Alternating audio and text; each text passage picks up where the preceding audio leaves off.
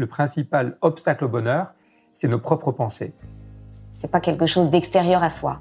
Le bonheur pour moi, c'est la liberté. Pour moi, c'est très simple en fait, le bonheur. C'est juste être. Bienvenue sur le podcast C'est quoi le bonheur pour vous ? Je m'appelle Julien Perron, je suis le réalisateur du film C'est quoi le bonheur pour vous ? Pendant plus de 4 ans, je suis parti à travers le monde pour interviewer 1500 personnes autour de cette question fondamentale. À travers ce podcast, on parlera bien-être, développement personnel et médecine douce. Je vous souhaite un merveilleux voyage sur la route de la connaissance de soi.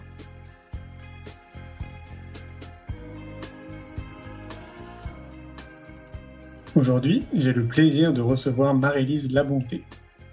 Marie-Lise est psychopatricienne en Europe et auteure de plusieurs essais. Initiée à la psychologie, elle a créé la méthode de libération des cuirasses, une thérapie psychocorporelle liée au mouvement. Elle est également co-créatrice de la méthode Image de transformation, une thérapie de dialogue avec l'inconscient.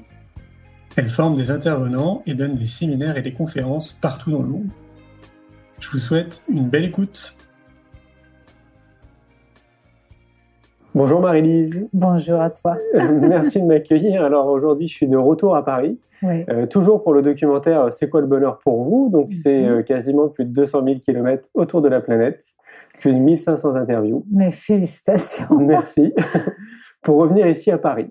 Alors, c'est quoi le bonheur pour toi, Marie-Lise ?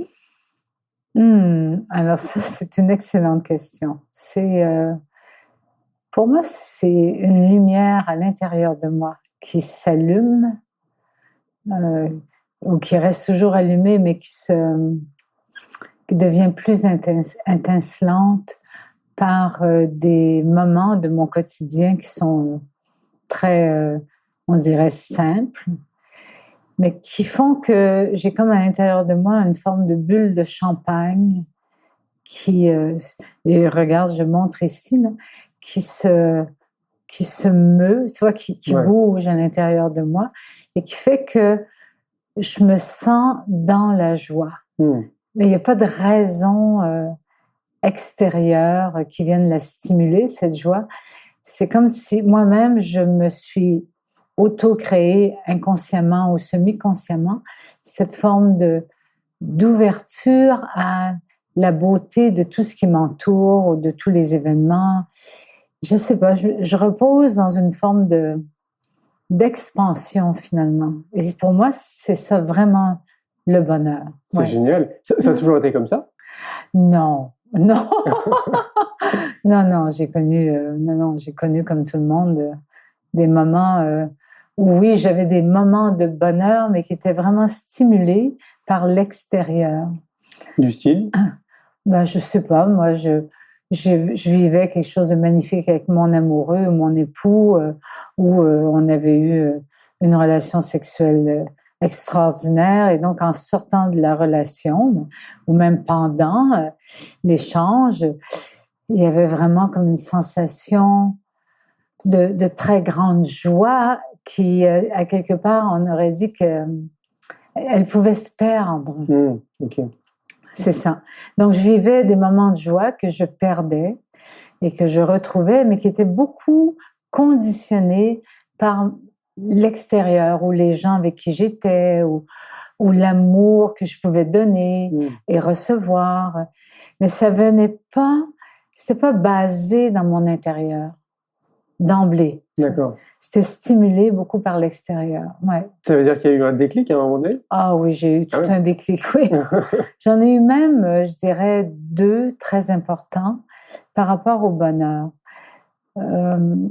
J'ai vécu à un moment donné un moment vraiment pas facile à expliquer, à la fois un moment de grâce et un moment d'horreur en même temps. Oula. Ça, c'est quand mon mari s'est fait tuer devant moi et que j'étais à son chevet, mais que c'était trop tard. La personne qui l'avait tué, le voleur en tout cas, était parti. Donc j'ai pu aller près de lui. Et là, c'était en République dominicaine, et la nuit, elle était parfaite. Tu vois, c'était la pleine lune, il y avait des étoiles, il y avait le palmier sous lequel il était. Et donc, il y avait en même temps un moment de perfection totale et de grâce dans le silence de la nuit. Et en même temps, il y avait cette horreur. Évidemment, c'était pour moi l'horreur de vivre ça. Et en même temps, j'étais habitée de la grâce. Et c'est pas facile à expliquer parce que les gens disent « Wow, c'est comment tu peux être habité de la grâce dans un moment pareil. » Mais c'était pas juste le choc, c'était quelque chose qui s'est révélé à l'intérieur de moi. Alors, pendant des années, je ne comprenais pas comment c'était possible de vivre deux états semblables, qui semblent des forces en opposition, et qui s'étaient côtoyés à l'intérieur de moi. Donc, ça m'a pris quand même 10 ans d'introspection sur cet état intérieur.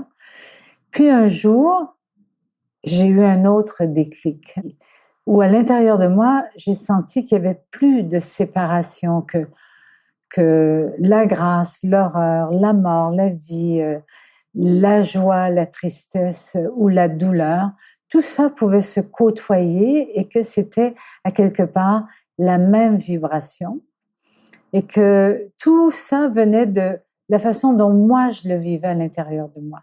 Donc, j'ai cessé de me séparer. Je me suis comme réunifiée. Et depuis ce temps, je porte cette expansion à l'intérieur de moi qui, quelquefois, se referme pas très longtemps. Et d'ailleurs, les gens me le communiquent, ils me disent « Comment fais-tu pour être toujours aussi joyeuse, de rire, je peux pas l'expliquer, c'est-à-dire que c'est ce que je porte à l'intérieur de moi. Un grand merci pour votre écoute. J'espère que vous avez passé un bon moment avec nous. Je vous invite à prolonger l'expérience en regardant mon film « C'est quoi le bonheur pour vous ?» Vous le trouverez assez facilement sur YouTube. Si vous souhaitez ancrer davantage les choses, nous avons créé le jeu de cartes « C'est quoi le bonheur pour vous ?» qui vous permettra de mieux vous connaître et de mieux connaître les gens avec lesquels vous allez jouer de manière ludique et bienveillante. Vous me retrouverez assez facilement sur les réseaux sociaux si vous souhaitez qu'on échange en direct. Et merci de nous laisser des messages ou des avis, des commentaires. Ça fait vraiment plaisir et je prendrai une grande joie à vous répondre. En attendant, je vous souhaite une très belle route et je vous retrouve maintenant la semaine prochaine pour un nouvel épisode du podcast « C'est quoi le bonheur pour vous ?»